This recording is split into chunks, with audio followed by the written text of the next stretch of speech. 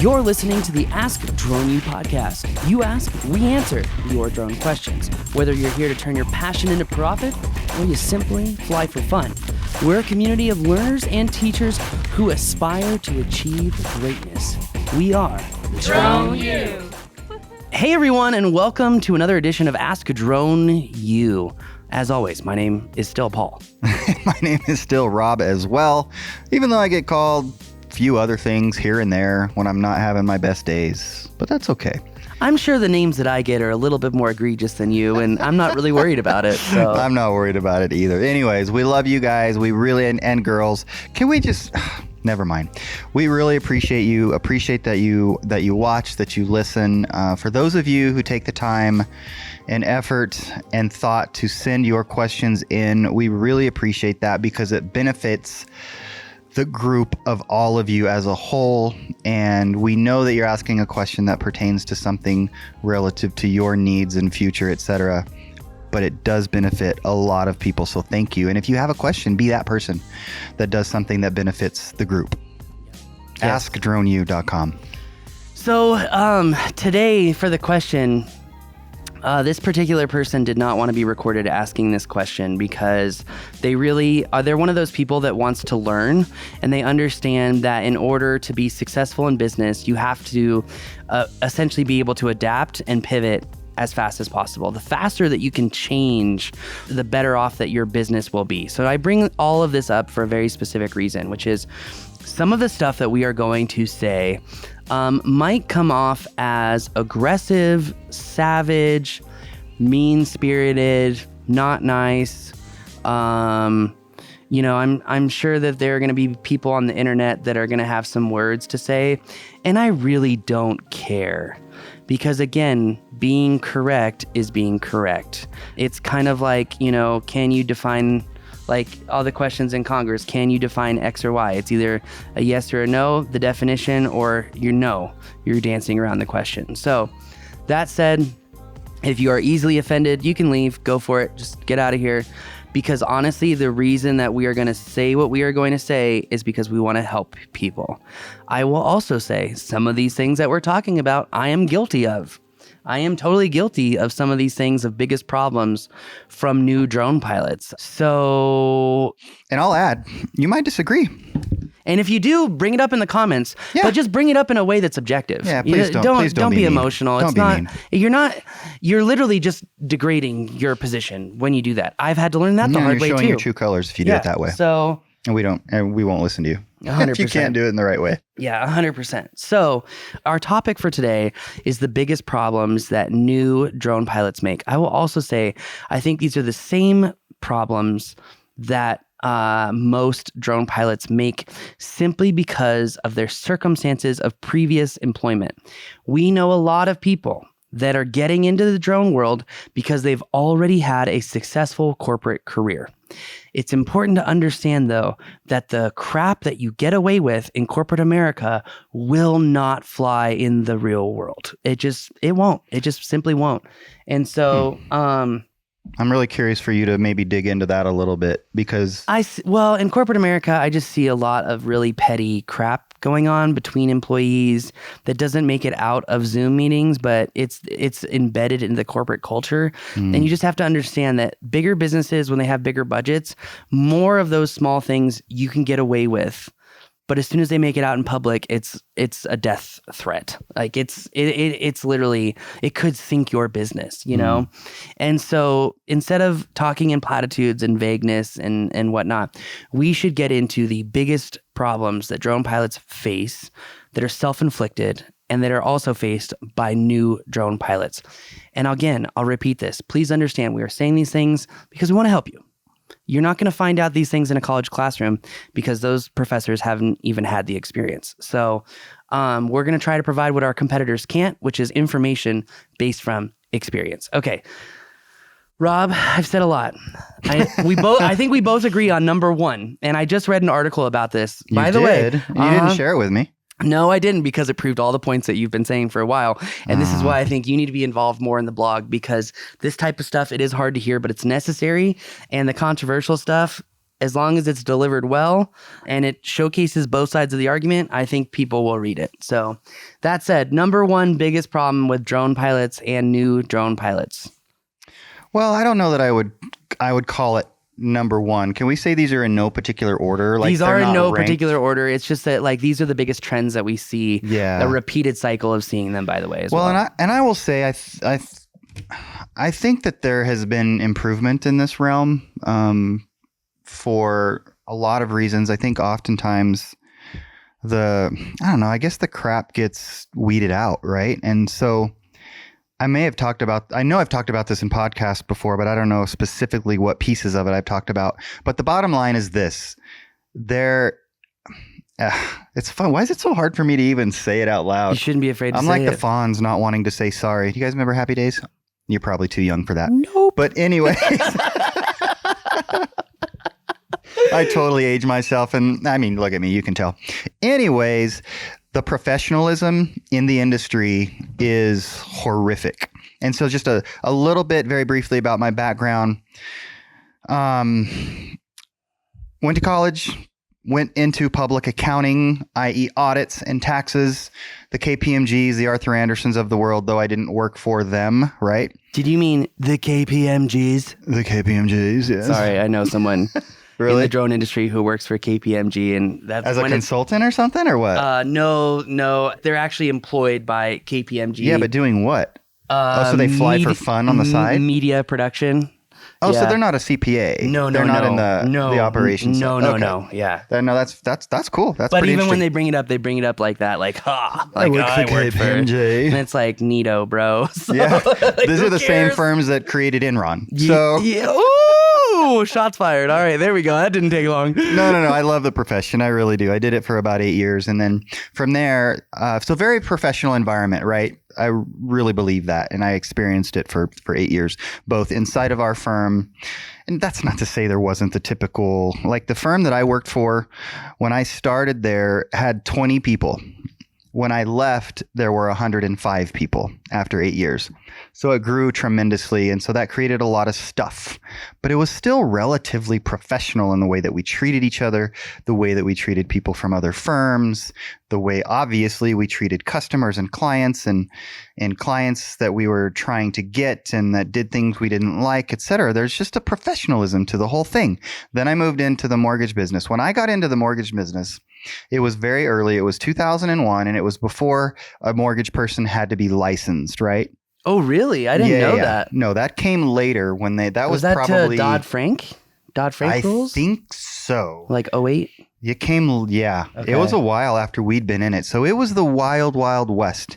And there were people. I did not know that. That makes so much sense. It does, huh? Yeah, And wow. so that's part of what led to the whole crisis in 08 and 09 was the wild, wild west of mortgage lending and the lack of licensing and credibility. So you could be selling whatever, let's just make something up, a used car, and then come into the mortgage business and sell mortgages to people making the biggest decision of their life financially, right? And I will tell you, even in that environment, it was relatively professional. Yeah. Generally speaking, we treated each other with respect.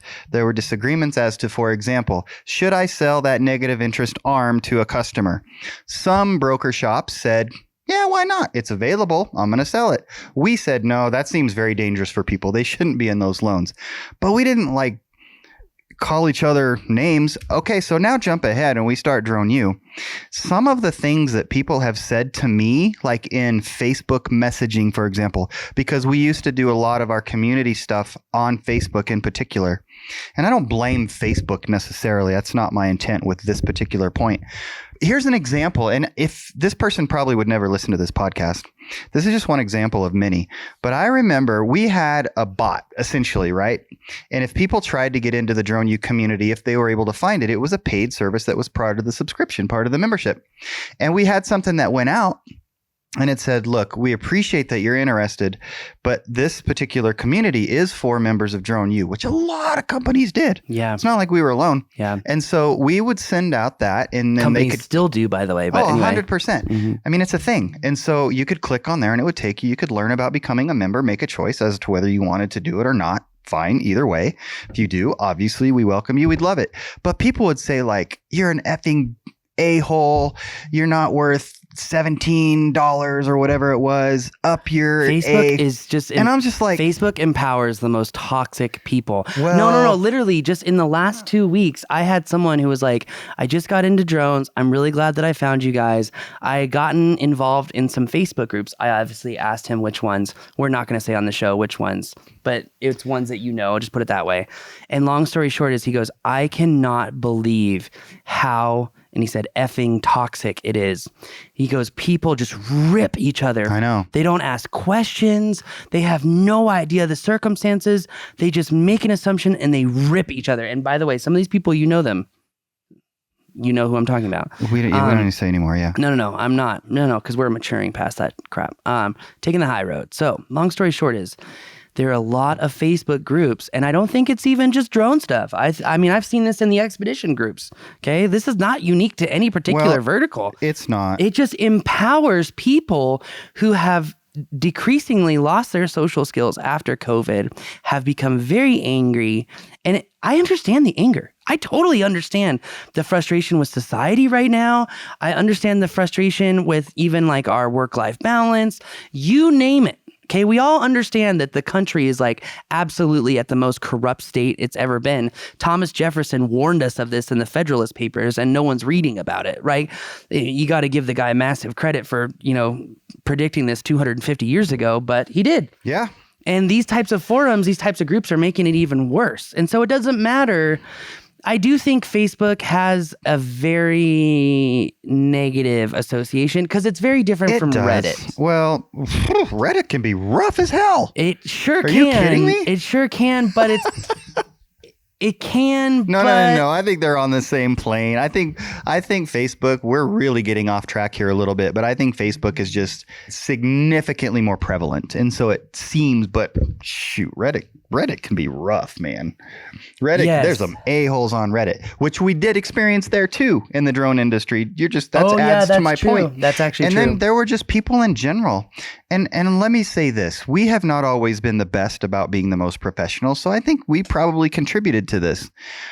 But the way that some people responded over the years or have responded in terms of unprofessional behavior, both directly with us, but also just watching, because we talk to a lot of people in the industry, and all of this to say, how do we relate this back to biggest mistakes that new drone pilots make? It's just be careful who you engage with and set your bar high, that you are going to elevate the professionalism of the industry that you're choosing to get into. I will say there are a lot of people that I recently have worked with that have said, I choose to work with you because it's very clear that you're very, very good at what you do, that you care about what you do, but you're also extremely professional. And that's why I'm working with you. So when we talk about being professional, what does that look like? That looks like don't engage in the Facebook groups. It's just a waste of your time. You're not going to get anything out of it. You'll learn this if you do. Over time, you'll be like, oh gosh, that I thought that information was good, but after X, Y, and Z, I realized it's not. Okay, that's number one. Number two, have an uncompromised devotion to taking the high road. No matter what, I would recommend, and actually it's funny because I never mind. I'm not even going to say that. I recommend that, like, I give the example of like working on set. One of the things that I learned at Netflix is that if you just talk nicely about everyone, they'll enjoy working with you and you'll get on another movie. It's literally that simple because it's all nepotistic. So you want to be the easiest and most convenient person to work with. That's what I mean by also being professional, right? Your systems have to be well thought out. You have to communicate well. And when you do communicate with grace. Communicate with respect, but also brevity. And when I say that take the high road, be professional, I'm also saying don't be overly sensitive either. You have to have boundaries. We're not saying please everyone and be a people pleaser. Well, that's not what we're saying at all. We're just saying that when you communicate, give the benefit of the doubt, consider their perspective, ask clarification questions instead of getting upset and assuming. It also means don't be desperate. I'm so guilty of this. There's so many clients I missed out on because I was like, let's lock this down. Let's lock this down. Let's do this. Let's do that. When you seem desperate, it's a lack of professionalism, and people are not going to work with you because the hairs on the back of the neck are going up, and they're saying, why is this person so desperate for business? This is not a good sign. Can I just maybe take a risk here? I love risk. It's with respect to you. Yeah. You know what? I think it is important for everyone to see on this show an unscripted conversation between you and I, and me being able to take hard feedback. So hit me. Well, not physically. Probably couldn't hurt you anyways. So, anyways. Are you trying to say I got a thick skull? It's okay. No, talk about your progression, because specifically within this realm of professionalism, the way that you communicate with people, the way that you respond to people that might not agree with you from year 1 to year 5 or whatever from year 6 to now. Because here's what I'm saying. Mm-hmm. I don't want people to be out there listening and be like, well, we saw what you did 6 years ago, Paul. Well, and there's other people on YouTube who have literally called me out in videos, even though I was right about the subject, but he was saying more so that my delivery was all wrong and you're such an a-ho and all this. Yeah, that was really professional. Yeah. Yes. So, which we have a nickname for him. No, we don't. No, I'm not even sure who you're talking about. But anyways... but I see the progression. And so I want everybody that's listening to this and watching this, if you've stayed with us this long, to know that we see what you're thinking. Yes. And to answer your question, Rob, I'm not sure that there is a formula or a system that I can give out. I will say when that video was made and a lot of people called me out for being overly aggressive, for being nefarious, negative, angry and whatnot, it definitely made me more self-aware. It definitely made me think, okay, there's some things I'm not doing right here. And in all honesty, I will say I'm actually grateful for this, Rob. That's why I brought it up. I'm grateful that all this happened because it forced me to be more self-aware. It forced me to think about how do I want to really be remembered in the industry. I'm not saying that I'll even be remembered in the industry. I think there are millions and millions of people out there, and to be so egotistical, I think is a farce. But my point is this. The growth that it took was a deep sense of questioning myself.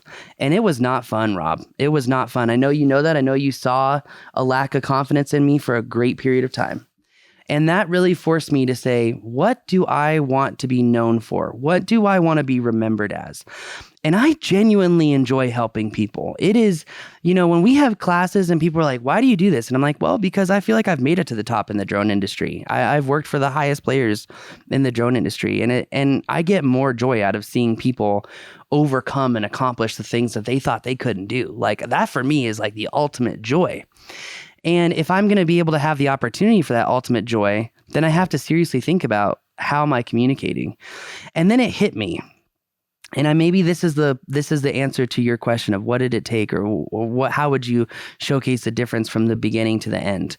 And I think it's actually about humility, because it took me a serious realization that if I am communicating this way in the professional world, how do people feel like I'm communicating in the personal world? And I don't really care about people's opinions, but when you get a large group of people who are saying the same thing, it's time to start looking inside and being self-aware. And so if my communication is poor in business, then this means two things. Number one, it means that my communication in my personal life is not good. And number two, I would say most people would argue that your business can only be as good as you as a person. Would you agree with that? Yeah. So my point in saying this is that I think it is important to note that if your communication sucks or how you communicate, in order to have more opportunities, you have to be a good communicator. You have to give grace. You have to be humble. You have to be willing to give people an opportunity to speak and to truly listen, and not just listen to react, but listen to understand. And I say that because I feel like I've had to work on all this stuff over many, many years, and it's not an overnight thing. But what you practice becomes what you do. Like what you practice ends up being the person that you are. And I wanted to be a better communicator. I wanted to be someone that people look up to. And, we talked about it in the last show regarding how Trump talks about people. And there's whether you have an intention or not, it doesn't matter, because what matters is what's perceived. Yeah. And so that is also a hard realization that I had to have, is like, you might have the greatest intention in the world, but that's not being communicated, and that doesn't matter. Well, the road to hell is paved with what? Good intentions. That's right. Yeah, it's actually a really powerful point. That's a very good point. So anyways, yeah, I appreciate you going into that a little bit. The theme there in terms of, I guess, bullet number 1 is professional. Be professional, and let's all together raise the professionalism of this industry. And it starts with us. It starts with you. And next. Well, I will also say I'm not perfect. This has been a hard road. We're so far We're from still perfect. working on it. And I hope that you just decide to work on it as well. And I think that all of us would be making this pie bigger if more people were professional. I would also argue that a lot of the companies that were not professional, they don't exist anymore. Yeah. And so a lot of the people we work with now are very professional. Yes, I would agree with that as well. That a lot. And I think it's great because look, let's be honest. You forced me to be more professional. I am in the category of people that we are talking about, is that I had to become more professional too. I am not, I'm speaking from a point of experience of that. I used to be that guy, and I realized I don't want to be that guy, because you realize what you turn into, and you realize you don't want to be remembered for that. Yeah, for sure. It's funny, on our walk today, we were talking about our pre-show walk, that when we started this, you were 25, 26? 25, yeah. That's crazy. Yeah, not professional. That's a youngster. Yeah, seriously. Anyways, not to make excuses, but we all know when we were 25, we probably weren't quite where we wanted to be. So what's number 2 on the list of? Well, and just to finish, just summarize your bullet points on professionalism. We talked about make a decision to be professional, and I would just say stay away from negativity. And so that's why I talked about the Facebook groups. It was not to go down a rabbit hole. It was just to say stay away from the negativity, because negativity is like a virus. It's just going to infect your mind as well. So I would say number 2, the biggest mistake that most drone pilots make is a lack of planning. And I say that because we talk about this in our business course a lot, that you need to have a plan for 18 months of no revenue, especially if you're starting out. 18 months of no revenue. Now, I'm not saying that that's the average case. I'm saying that's the worst case scenario. And that was not the scenario for us. But I do know pilots who have struggled to make a way in the drone business. Yeah. And I know pilots who are very successful. And I know pilots who are struggling. And so that would bring up point number 3, I would say, is confidence. But point number 2 is a plan. And so I know you talk about this in the business course, Rob, but when it comes to making a plan, you have to think of the entire client navigation, how you interact with the client to engage them, how you acquire the client, how you communicate through the process of working with a client, and then how you shore up a job and keep the client maintained into a system of constant communication to maintain the network. But yeah, totally. And just financially, you better have at least an understanding of what it's going to take to get where you want to go, right? Could you sum up a financially successful person versus a non-financially successful person into one analogous example of simple everyday life? Man, that's actually not as simple as it sounds. I think because what comes to mind for me, there's like a spiritual element. It's just a deep question in more ways than you think. So my thought is, you don't worry about money anymore. See, and my thought is that you are not prey to the instant gratification anymore. That you're more focused on the delayed gratification. That's great, yeah. And the story that I was actually thinking of is the one that we talked about on pre-show, where I was like, oh, you mean you pull a Rob and you put something in your cart and you wait a week to see if you still want it, and then you go buy it if you do? And I mean, I think that's a great example. It's a good strategy. Because let's be honest, you're a lot more financially successful than I am, and we've been making the same amount of money for 10 years. So I'm old.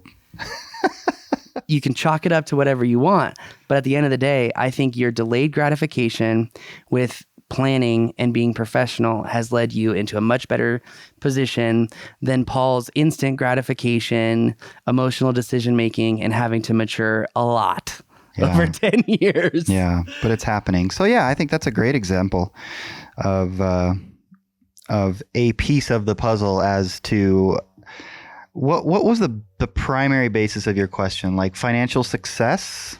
Well, I feel like financial success is going to be financial success in your business as well. Sure, and if you're an entrepreneur. And I'm saying, like, is there a simple example that if you do X or Y, that you're probably not going to be successful in your business? Or, like, for example, if you just go out and buy if you just go out and buy a new drone because it's the new cool drone, do you think you're really going to be successful? Well, we've definitely had a lot of Drone U members even that have come in and said, man, I've spent all this money on drones and I still haven't quite figured out how to monetize them, or I haven't gotten the customers that I need to make it worth it, right? We've heard that before, and relatively recently. So I think maybe it's diving into, in terms of being a drone pilot business owner, specifically, it's understanding how you can best make money with your drone based on your skills, your experience, and your resources and tools without extending yourself. So I think we had a great question last week. I think we answered it with respect to, and I'm sorry, I think his name was, goodness, what was his name? I think his name was Scott. Yeah, I think that was you, Scott. But you were asking about the Phantom 4 and what should I do. But I think, we don't want to have analysis paralysis. So that's something to be very wary of if you're trying to get started. But can I get the most out of the drone I have? And do you have the innate creativity to try to make that happen or not? Or can I develop it? Yeah. Like, what can I do in terms of personal development to, let's just say that I had to build a drone business and I'm not able to buy any more equipment than what I have for 5 years. Can I do it? That's a very good point. Yeah, that's a very good point. And then figure it out. I think that's a very good point. So maybe maybe one of the mistakes, the bullet is that new drone pilots rely too much, or they think too much about, I don't have the right stuff to be successful. By stuff, I mean tangible equipment type assets, stuff. Yeah. The question is, do you have the right stuff internally to be successful? That goes to that point of, do you have resources, or are you choosing to be resourceful? Totally. And that's not to say some people might be still flying a Sima around the house. Hey, you need a drone to be successful, right? Yeah. Come on. Yes. Anyway, sorry. No, I don't say sorry. I think I cut you off. I think it's fantastic, and it makes me think of so many things. I think part of this also is drone pilots expecting that this is some formula, that this is something that's easily achievable. And if it was easily achievable, then wouldn't everyone be able to do it and just go out and make great money? And so I think a lot of people have this idea that as soon as they start their drone business, or they augment their existing business with drones, that they're going to be happy, that everything is going to be rainbows and unicorns, that they're going to be the cool new guy on the block with their neighbors, and that ultimately they are the coolest person in the world. Or it's going to save them. Yeah. They hate their job, and this is going to save them. Unfortunately, all of those things only do one thing, which is serve your ego, which you have to realize that if you're going to be truly successful in business, your ego could be the biggest detriment or obstacle to your success. That's something that I, again, had to learn the hard way. And so I say this because there are going to be years of doing things that you may not like doing. But those years of doing hard things that you may not like doing are going to equate to you being very good at them. And then they're not going to be hated anymore. It's not going to be something that you stress. I can't tell you how many times at the beginning of my drone career, I was like, I don't know if I'm really going to be able to do this or not. And I'm like, well, as long as I'm willing to figure it out and give it a try, that's all I can do. And if it didn't work, then you know what? At least I tried. Because I would rather be the person that says I tried and failed rather than I never tried. And there is no silver bullet to anything in life. We all know that. There is no easy way. And there's only one way to never fail, which is never take risks. Never try. Yes. Yes, I feel like the people who worked in the government for the last 10 years have been learning that the hard way. The people who want the most sustainable jobs in the future only to be derailed by government shutdowns every other 2 years. So, it's just, there is no silver bullet. No, there's not. Yeah, no, that's true. That's So true. we talked There's no about guarantees. Professionalism. We've talked about having a plan. We've talked about setting the right expectations, meaning it's not all going to be rainbows and unicorns at first. It is a lot of fun. Don't get me wrong. Is there another big theme that you've seen? Well, yeah, I think another thing that I would add is that a mistake that is made is that people try to do it on their own. And there are many ways to get plugged in with people that have done it before you. And as much as we went on about the professionalism of the industry, again, I think it's gotten a lot better from my perspective, from my opinion. And so there are opportunities to have a mentor, to get involved with perhaps somebody that's already doing what you want to do. Perhaps it's a community like Drone U. At the risk of sounding like I'm just making a plug, I think it's very real that if you try to be a lone wolf, it's going to be harder. And I think a lot of pilots try to do that. Yes, and a lone wolf might sound appealing at first, but again, I think if you take this one tact about most problems, you're probably going to end up being successful, which is, who am I going to be at the end of this journey, and how am I going to feel at the end of this journey? Meaning, I want to do $500,000 in drone jobs in a year. What do you look like after that, right? Oh, 500K wasn't really that hard. I just had to find the right types of clients with the right types of jobs, and it ended up being simple and easy. So then it makes you think, okay, well, now I need to think about what are the right types of jobs? What are the right types of clients? Who are those clients? What do they act like? What do they look like? Where do they hang out? Where do they learn? What do they do? And so to Rob's point, Rob, to your point, I think it's also important to think about not only who is in your circle of influence, and obviously you're saying it's important to have a circle of influence, but I think also you need to consider who's in the circle of influence. I think it's a good idea to be plugged in online with a group of people, drone people that are in a similar situation as you, but not regionally. And I say that because I bring up the example of Jonathan in Houston and Clay in Houston, and how both of them are like, I've been trying to get my way into the Houston drone community, but it's very competitive. It's very judgmental. It's not really like, no one's helping each other out. Back to the unprofessionalism. Yeah.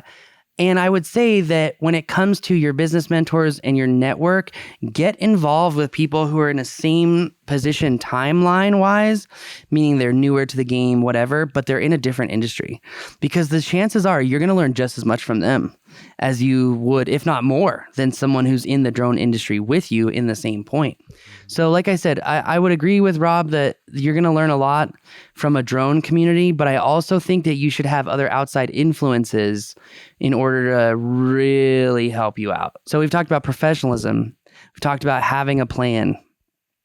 We have talked about Do you have the right stuff? If you have the right stuff, it actually, thinking about having the right stuff, it made me think about the two biggest problems I think in the drone industry as a whole are, one, a lack of training, and two, which I'm not just saying that because of Drone U. Like, this is a legitimate issue.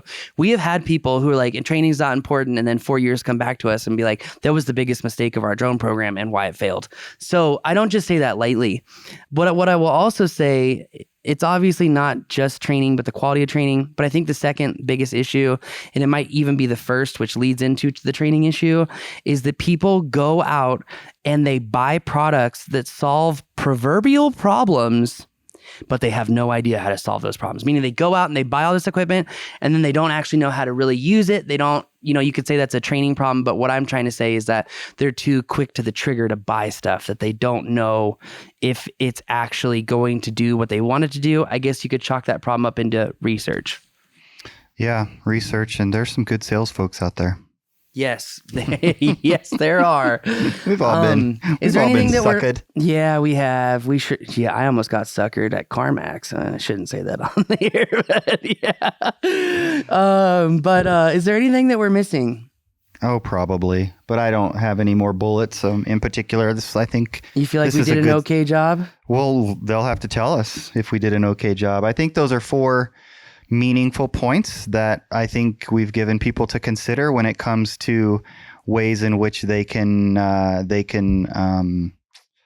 provide for themselves a better path forward if they pay attention to these issues. Yes. Yeah. Yeah. And if you have questions specifically about, well, I saw this and what about this in this industry? Do you think that applies to drone pilots? So many different, I mean, we could sit here and talk for 8 hours, but I don't know how much benefit that does. I think if we leave it here, give this to folks to ponder and disagree with, think about how it applies to their journey, the journey they're about to take, etc. Let us know if this is helpful. I'm really, really curious because we try to do things that are a little bit different from the standard. This is how you're going to be successful in business. Because there is no real formula. So as I'm learning with other businesses, what I will say though is that if you fall into the group of being guilty of any of these things that we've talked about, that is okay. That is okay. As soon as you make a decision, and this is an internal decision, this is not me going to Rob and saying, Rob, I'm making a decision. You making a decision internally. It's your internal dialogue. And the reason why you make that decision is only matters to you. And why is going to be what empowers you to continue making that decision. But you need to make a decision that you want to be a certain way. You want to be known a certain way. And I will say, I went down the wrong path for a very long time. And some people may argue I'm still down the wrong path. And I would say, well, let's have a conversation, right? I mean, like, I feel like if you really want to help and you're not just trying to blame and point the finger, let's have a conversation. I'm happy to have a conversation. But if you feel like you have fallen prey to any of those problems, you've been a part of that problem, that's okay. Give yourself grace. I mean, I think that's so important. Give yourself grace and make a decision to be better. Because I think in the end, you'll be better off. And it's not because we told you to. It's because you decided that's what you wanted. So I think that's it. Again, we're not trying to sit here on a pedestal. You know, we're guilty too. More like a high chair, like a baby. A literal high chair. But anyway, closer to a high chair than a pedestal, I promise you. Yeah, in terms of where I feel like we're coming from. Yeah, I really am curious to all of your feedback. Everyone really want to know what you think. Very curious, and let us know. So, because we're one of those people that we always want to be better. We know that we are fallible, right? Even the FAA has that on Part 107. Why do we use checklists? Because the human mind is fallible. Okay, we get it, right? We're not perfect, and that's okay. On that note, that's going to do it for our show today. Thank you again for listening to another episode of Ask Drone U.